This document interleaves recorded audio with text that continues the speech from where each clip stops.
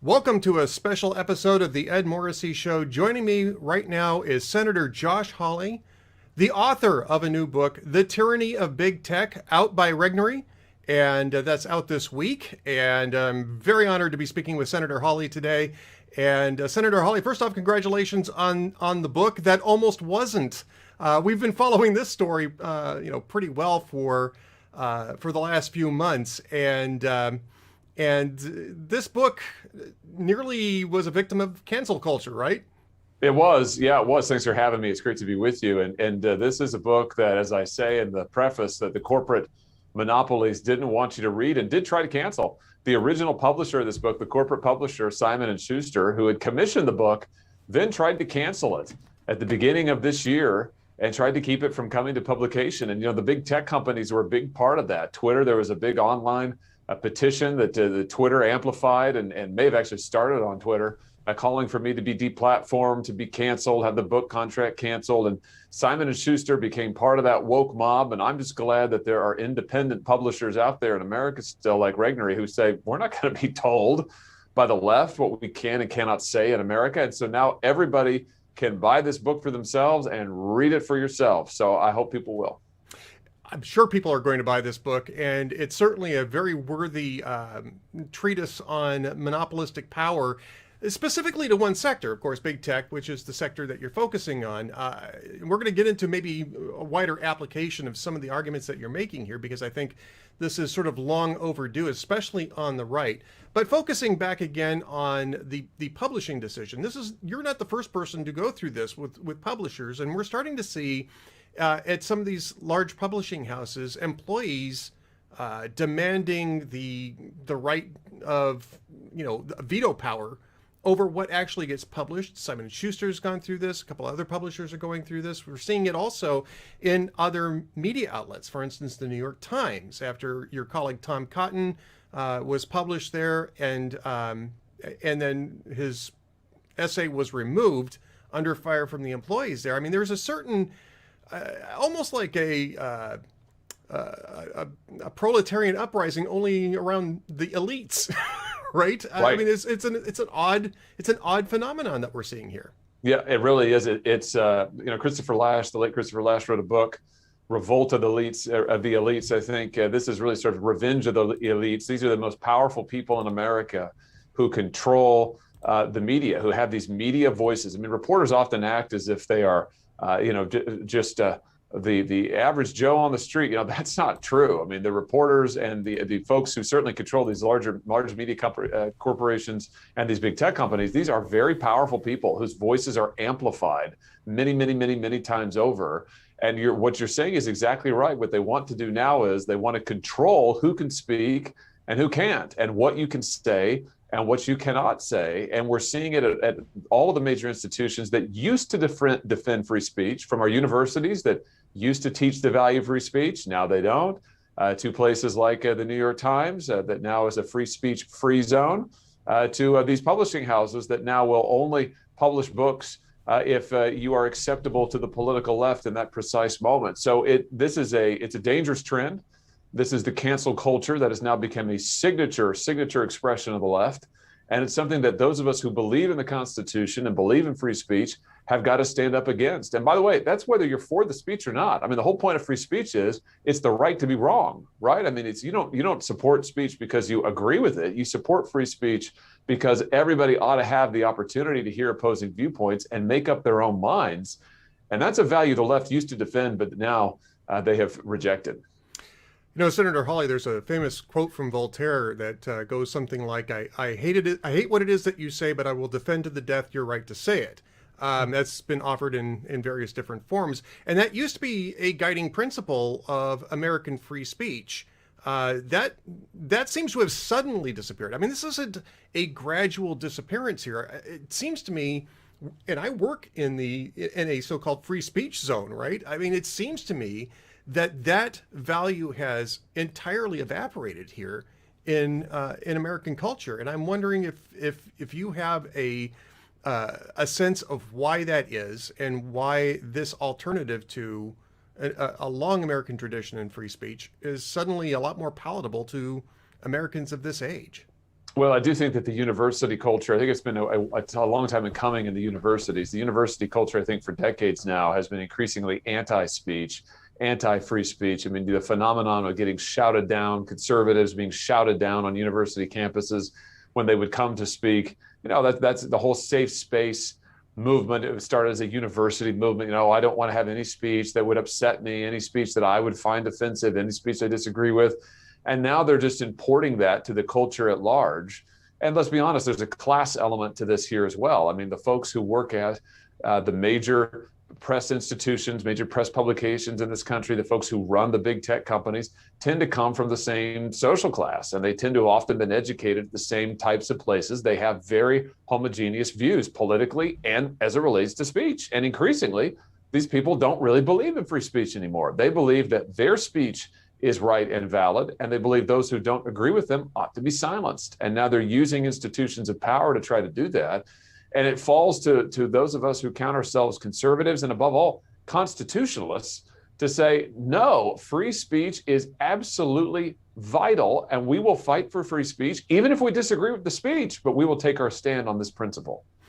We're speaking again with Senator Josh Hawley of Missouri about the Tyranny of Big Tech, a new book that's out this week, talking about monopolistic power among big tech, and we're going to expand on that quite a bit in this interview.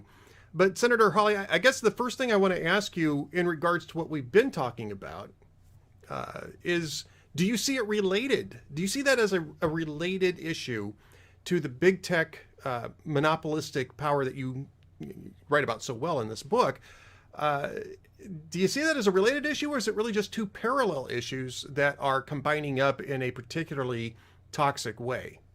Oh, I think it's absolutely related. I think what you see with the big tech companies is you see that these woke corporations that are led by woke CEOs trying to use their monopoly power to impose their political views, and in this case, to regulate speech. I mean, part of what makes the big tech companies so threatening is their power over speech. We really haven't seen anything like this in American history before. I mean, you can go back a century to the railroads and to Standard Oil. Those were very powerful monopolies. They exerted a lot of influence in our economy and in our politics, too much influence, which is why we broke them up.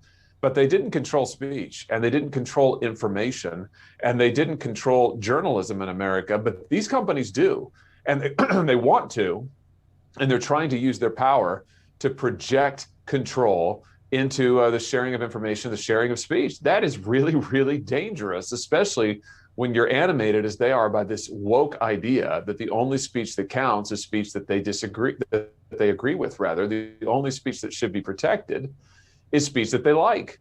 So what we're seeing increasingly is the wokeification of the American corporate sphere, led by big tech, and with tech's power over speech as the monopolies.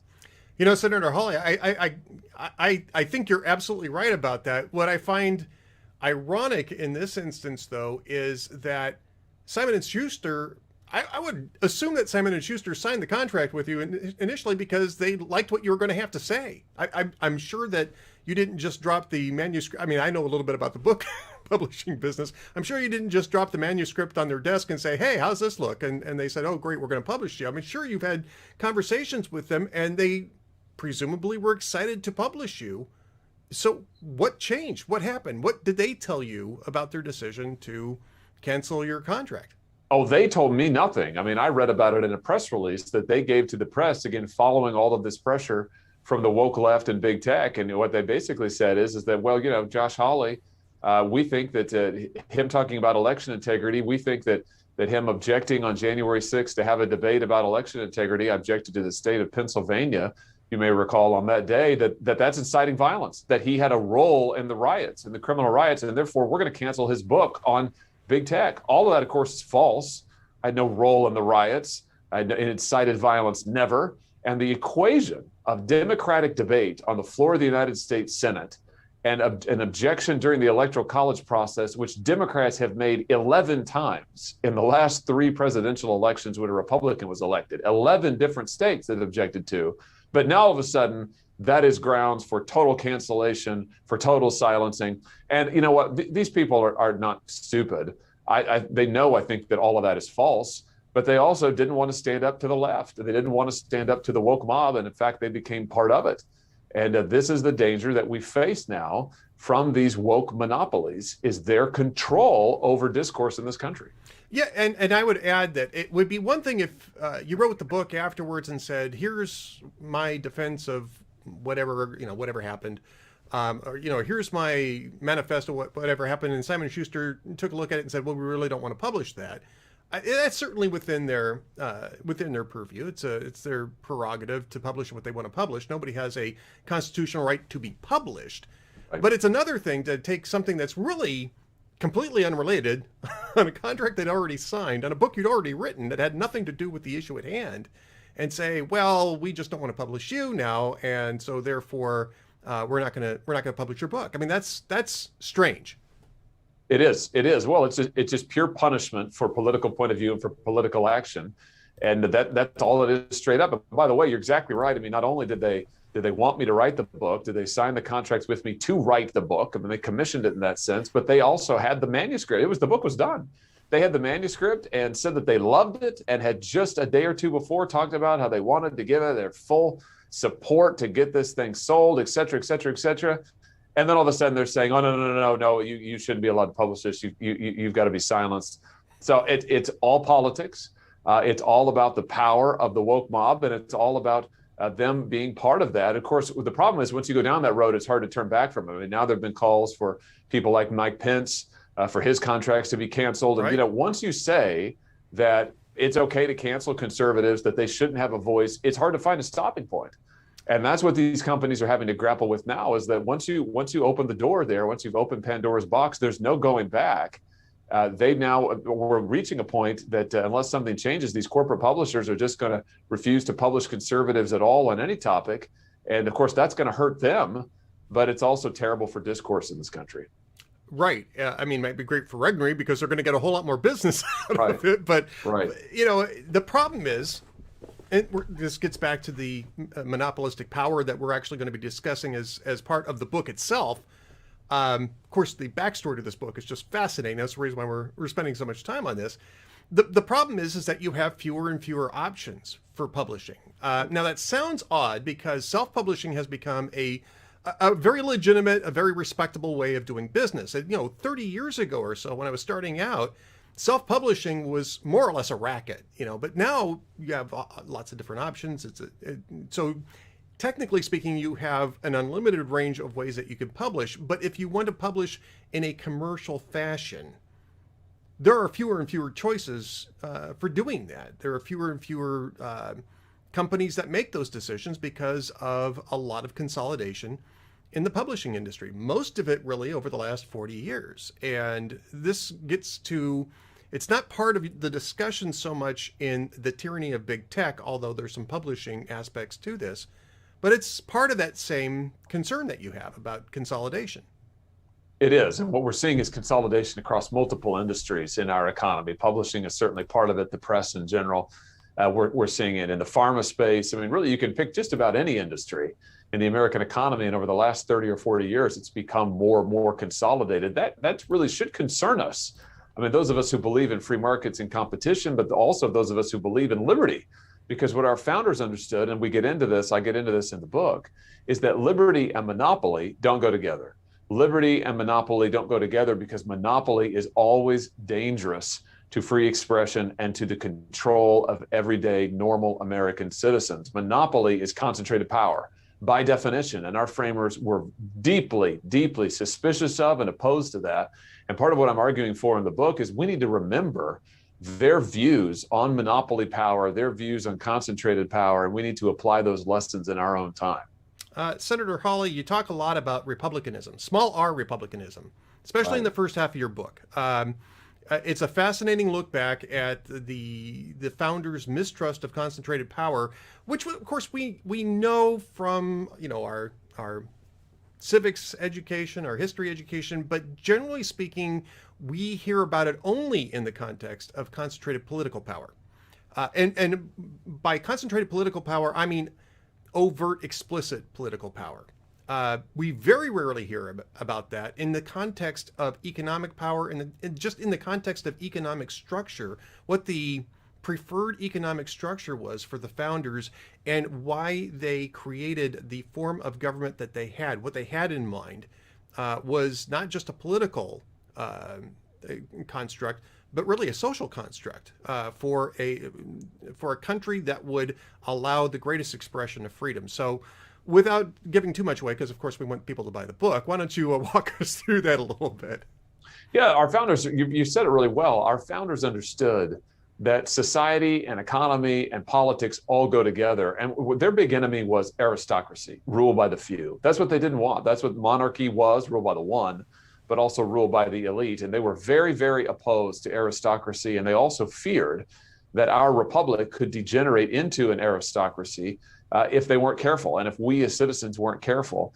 And so they built in all the safeguards. Our Constitution, of course, is meant to disperse power. It's meant to make it hard for power to gather in a small set of hands. It's meant to foster control by the people. How's it begin? We the people. It's meant to foster deliberation by the people, and ultimately to protect the people's liberty. But our framers also understood that aristocracy is ultimately a political and economic choice.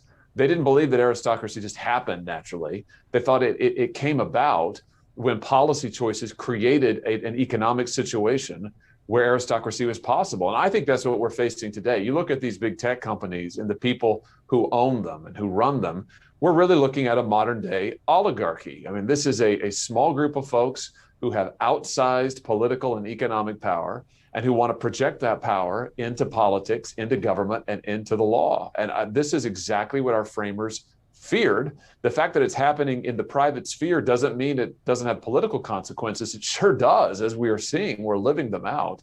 And that's why we need to confront it in order to protect liberty, to protect free competition, and to protect our democracy. Well, I think you're seeing it playing out in economics. I think you're seeing it playing out in culture, which is, of course, the issue that we were just discussing, where you have the workers of certain companies that are trying to dictate, who they will publish, who they won't, to the ownership structure in those companies. And the ownership structure of those companies, again, these massively consolidated companies, more or less granting them that power. I mean, that's because it's their power to give. Right, that's right. And a lot of times I think the owners and the managers, the CEOs of the companies, they're leftists, right? I mean, they agree with the general political ideas. They agree with the thrust of this movement. They agree with cancel culture. I mean, they're part of it. You see now an extraordinary effort by some of the biggest corporations in the world to tell states around this country what they can and cannot do when it comes to their own elections, when it comes to election integrity, when it comes to balloting measures, like, for instance, voter ID, which we have in the state of Missouri. But you see these companies lining up to oppose ballot measures like Georgia, now Texas, and in other states. I mean, it is really extraordinary. And that's because the CEOs of these companies have a political point of view, and they have power that they can project into politics. And that's dangerous. It's especially dangerous when it's done by monopolies like big tech.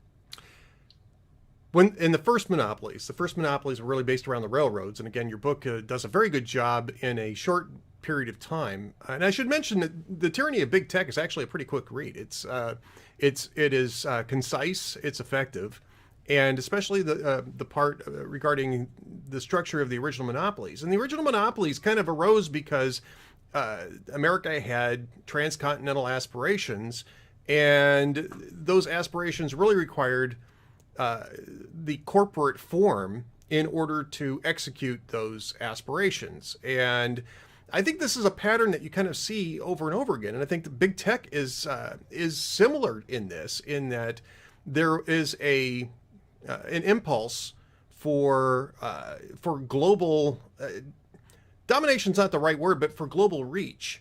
And the only way to successfully execute that, or at least the way that it ended up being, was in the form of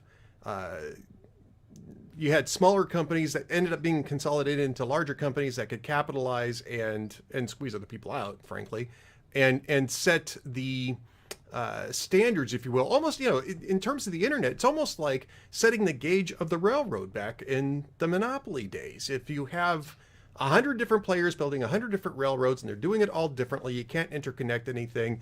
Same thing was true in the early days of the internet and computing. And so you ended up having all this consolidation in order to standardize things, which in one hand makes some sense, Senator Hawley, but on the other hand, really leads you down a really dangerous path. And I think that you can look at this and see the parallels between those two eras. Absolutely. You know, what's interesting to me is that the corporate form, which we're now quite familiar with, but the corporate form was actually in every state of the union was forbidden for businesses to use. I mean, the corporate form could be used in the early republic for educational institutions, for churches, and then for some public works projects that state and local governments granted. You know, so you go do this project, and so this company a corporation would be formed for that purpose, usually overseen by the state in some capacity. Otherwise, the corporate form wasn't allowed, and the reason was the framers were afraid of it. The early Americans were afraid of it. The early generations of Americans were afraid of it because they thought it would consolidate power and money in too few hands. Now, eventually, the corporate form was legalized. Obviously, it has been legal in this country and widely available now for quite some time. But what that tells you about the earliest Americans, the early generations, the founding generations of this country, is they were very alert to the possibility that concentrations of power in the economy could lead to concentrations of power in politics. And the people who got really powerful with monopolies would be able to exert political influence and control. They understood that linkage. And I think, as you said earlier, that's become a little bit foreign to us. We think of, when we talk about concentrated power, when we think about aristocracy, we think political power. We think a group of people seizing political power. We don't think about cultural or economic influence. But for the framers, that all went together. I mean, it was all one big thing. And I think recovering that point of view will help us understand why it is that these monopoly corporations are not only dangerous to free competition, but they're also dangerous to our liberty. Why was Theodore Roosevelt the last Republican? I love the description. I think you may be right, and you're saying it in a small R sense, of course. So I want to emphasize that. But why was Theodore Roosevelt the last Republican? Roosevelt really believed in this tradition of self-government by the people. He really believed that what made us free, what liberty really consisted of, was the ability of the common man and woman, of normal everyday Americans, to have a share in their government, to have influence in their society, to run their own lives. That was liberty in his view. That's a tradition that reaches all the way back to the American founders and back before them, although we're the first country in the world founded on that premise. And that's lowercase r republicanism. That's why we are a republic. That's the rule of the people. And Theodore Roosevelt really believed in that. And one of the reasons he wanted to break up the trusts, in fact, the principal reason that he was a trust buster, is he thought monopoly power would overwhelm the ability of the average, common, normal man and woman, everyday person, to have some influence in their government and to be able to run their lives. And he thought it would completely overwhelm that. And he was right. He ultimately lost that battle. I mean, he did take on the trust. He was able to break up a number of them.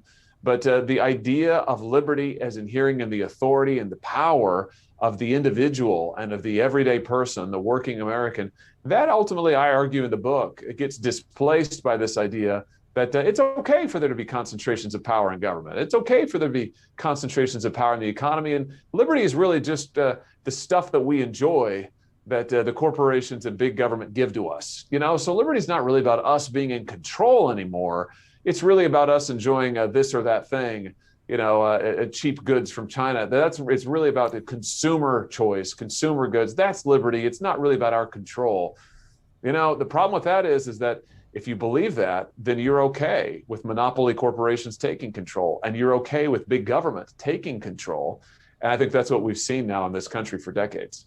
Senator Hawley, in The Tyranny of Big Tech, you follow up your excellent section on Theodore Roosevelt by describing what followed afterwards. And I mean, by afterwards, immediately afterwards, under Woodrow Wilson, a presidential figure with whom conservatives are painfully familiar, and the advent of what you call corporate liberalism. And I would argue that corporate liberalism is pretty much the definition that you're using for the Wilson years is still pretty much holds up today. I certainly think that's the case. I think you can really see the beginning of our modern politics with Woodrow Wilson. Wilson was such an interesting figure because on the one hand, he could use the rhetoric of small government and individual liberty and control of the people. And he did that in 1912. You listen to him out on the campaign trail, you look at his speeches, and you hear him talking in those ways. But in fact, if you look at his body of work and you look at what he really believed, Wilson was really a corporatist. And this is because Wilson was a guy who believed that concentrations of power were actually okay. And also that really rule by the experts. He firmly believed in expert rule. That was a core conviction for him. And so he thought that, having concentrated power in the economy where you'd have experts run a few big companies, that was great. Concentrated power in government where you would have government by experts, he was fine with that. And he helped bring along what became the administrative state. And a core conviction of liberalism, modern liberalism, what I call corporate liberalism, is a great trust in experts. So not the people, but the experts. Not the people, but those who know best and who will make the decisions for us in Washington or Wall Street or where have you. And I really think you can trace that back to Wilson and to his legacy. So that brings us pretty much to the end of the first part of your book. I mean, and it's, again, The Tyranny of Big Tech. It's out this week from Regnery, and Senator Josh Hawley is the author of this book. The book that almost wasn't. We're going to get back to that towards the end of the interview, by the way, because there's a couple other points that we want to bring up. But let's move on to where we're at today, and maybe the context of where we're at today in the more modern times. I mean, and I mentioned this earlier when we were talking about consolidation in internet technology. At the same time that this was happening, or just prior to this, we had a decade of pretty massive consolidations, mergers and acquisitions. And this is where I want to get to, capital R Republicans. This was a laissez-faire economic policy that was widely and enthusiastically adopted by Republicans and to some extent Democrats during the 1980s as a means of generating capital, opening up Wall Street to 401ks and Roth plans so that there would be an infusion of capital into the markets, executing leverage buyouts and all the different excesses of the 1980s. But those consolidations never really stopped. And neither party seemed very interested in enforcing, the Sherman Antitrust Act or other, anti-monopoly legislation. Looking back on that, how big of a mistake was that in not jumping in earlier? Well, it probably was a mistake that really became more clear, and I think has a greater bite in the 1990s. By the time you get to the 1990s, you really see this consolidation beginning to accelerate, and then you get something else. At the end of the Cold War, you get a new enthusiasm among policymakers in the United States for what I call liberal globalism, which goes hand in hand with the corporate liberalism we're talking about. And this was the idea that, we needed to really, if at all possible, try to turn the entire globe into one economic market. So let's push down all the barriers, the nation state barriers. In fact, the nation state, many people thought it's kind of outmoded, not that important anymore. What's important is the global market. And we want America, these policy experts said, to define and lead the global market.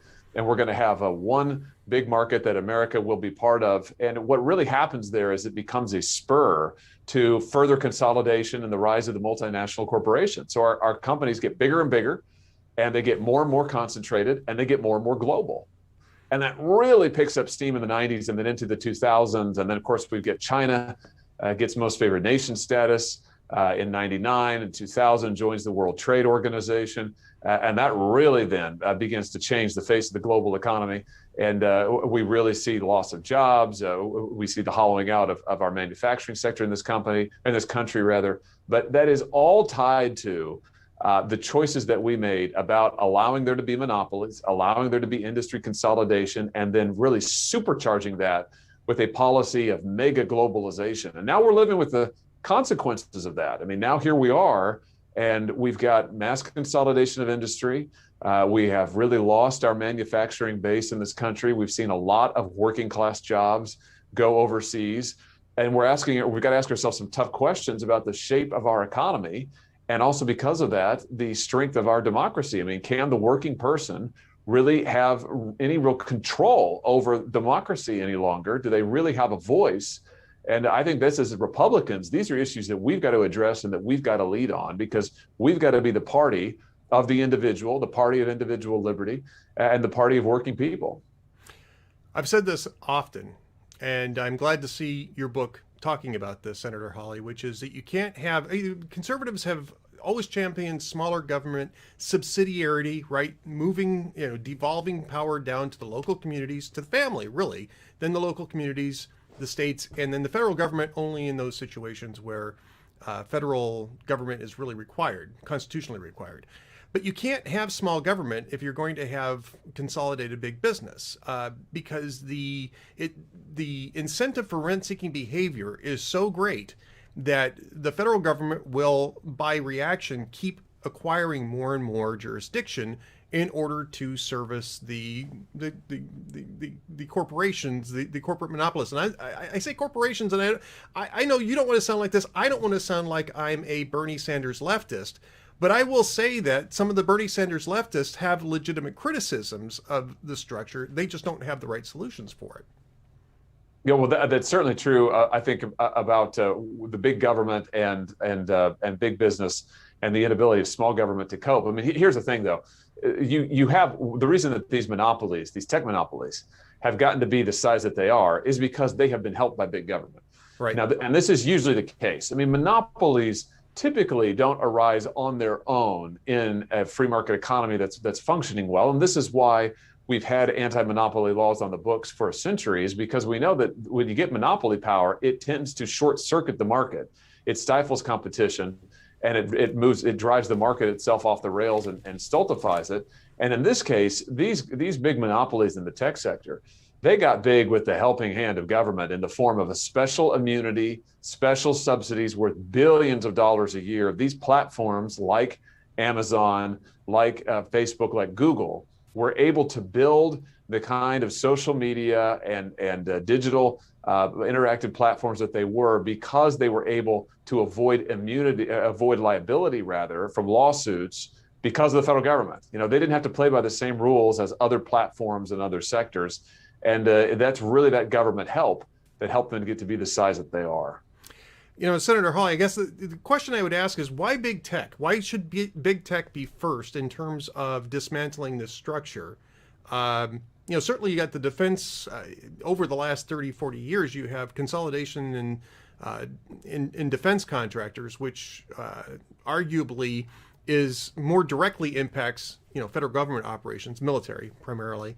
But why big tech first? Is there a bigger threat from big tech than from other areas of consolidation, and maybe even media consolidation? Is it even worse than dealing with media consolidation?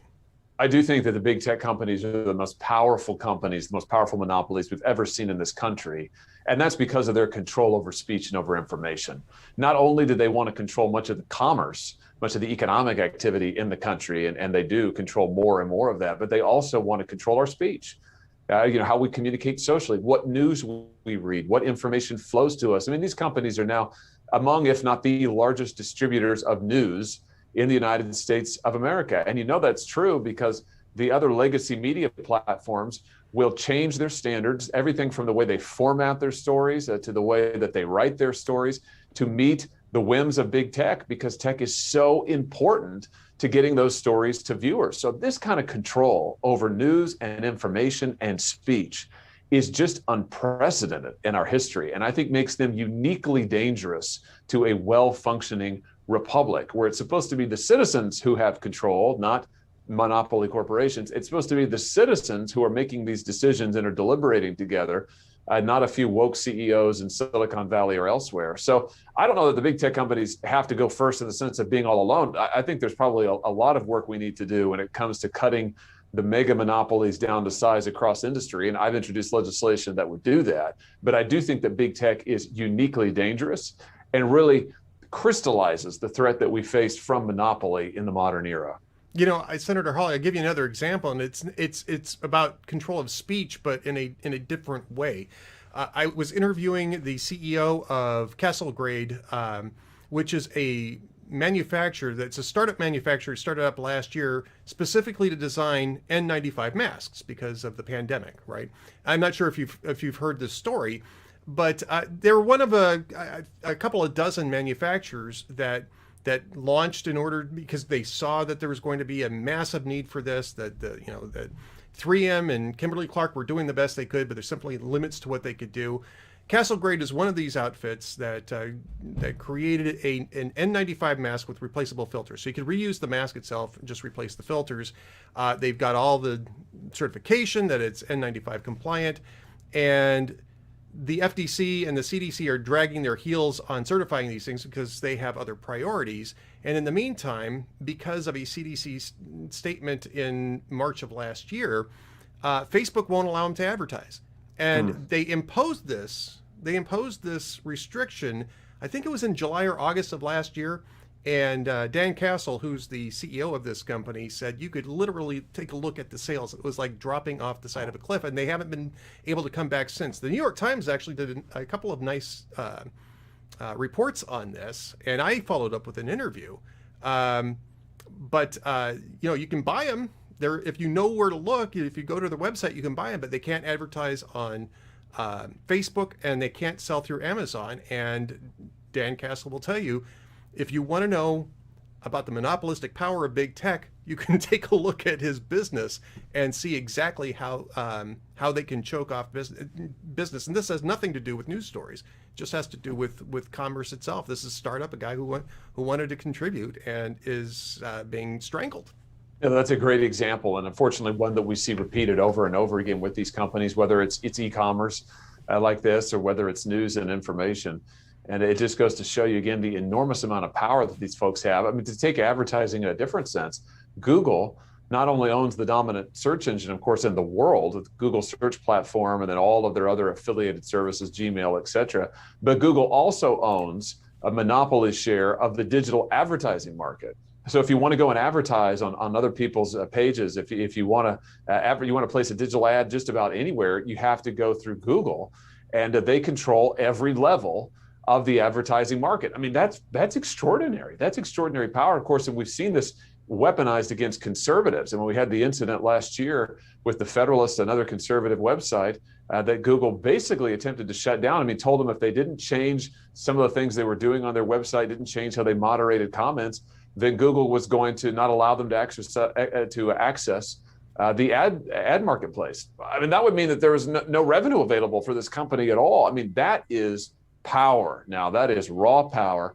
Facebook has it, Google has it, Apple has it, and Amazon. And these are monopoly companies, and they're not afraid to use that power for their political purposes.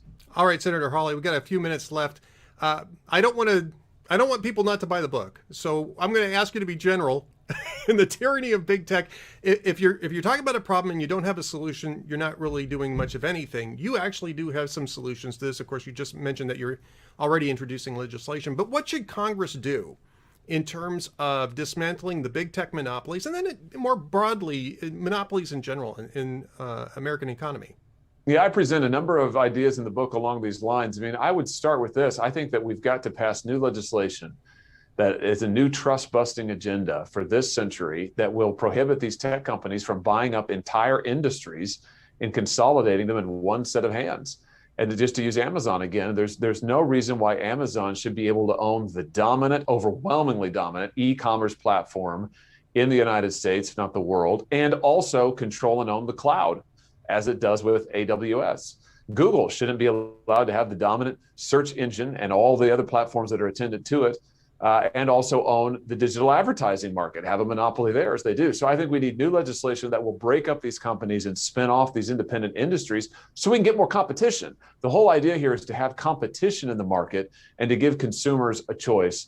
I also think that we ought to give consumers the right to sue these companies if the companies violate their terms of service and don't act in good faith. So if you get deplatformed because of your political views, and the companies are treating you different than they would treat a liberal, you ought to be able to go to court and sue them. And here's the thing, these companies make us sign terms of service that supposedly are contracts. You know, when you set up your Gmail account or when you create a Facebook account, a Twitter account, there's a term of service there that you agree to, but it's not enforceable.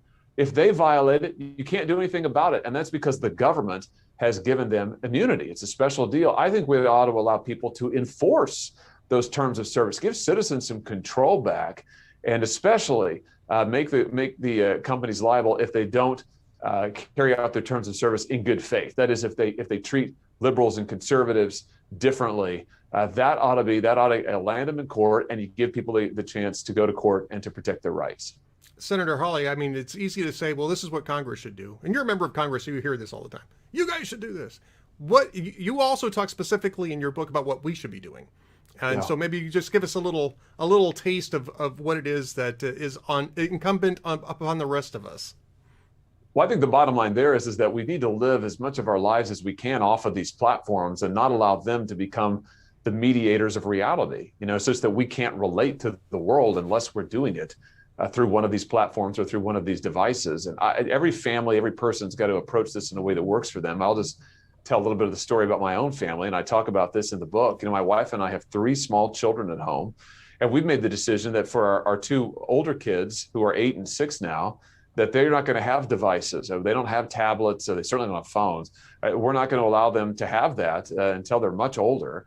And they're not involved with social media at all. They don't have social media accounts. They don't look on social media. My wife and I have accounts, but the kids don't, and they're off of it. And we want to keep it that way as long as possible. And as a family, we try to regulate the amount of time that any of us are spending on a device or online. And so for me personally, when I come home, I take my phone and I go put it in a place away from me and away from the kids.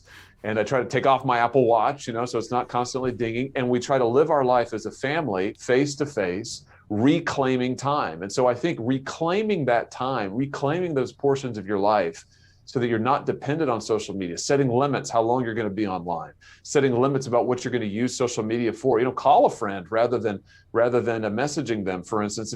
Those are the kind of little things that we would put them together. They add up to us taking back control of our time and our lives, and that means less control for big tech. I think it's well put. This is all in The Tyranny of Big Tech, out this week by Regnery. And where can people buy this, Senator Hawley? Where can they look for this? That may not be Amazon. Other places where you might be able to find this. Hey, you can find it at your local bookstore. You can find it anywhere that books are sold. You can find it at Regnery. If you go to regnery.com at their website, you can find it at Amazon, absolutely, and also Barnes and Noble. So it's available there, but it's available anywhere that you can buy books. The book is available, The Tyranny of Big Tech. I had a tremendous amount of fun writing it, and I hope it will really help provoke a conversation about what we need to do to give people power back over their lives and over our democracy. Well, Senator Josh Hawley, thank you so much for being with us. And of course, you've got a lot of different things going on right now, but at some point, hopefully we can get you back and talk more about the issues of economic structure and big tech and just consolidations in general. It's a fascinating conversation, and your book is certainly a welcome addition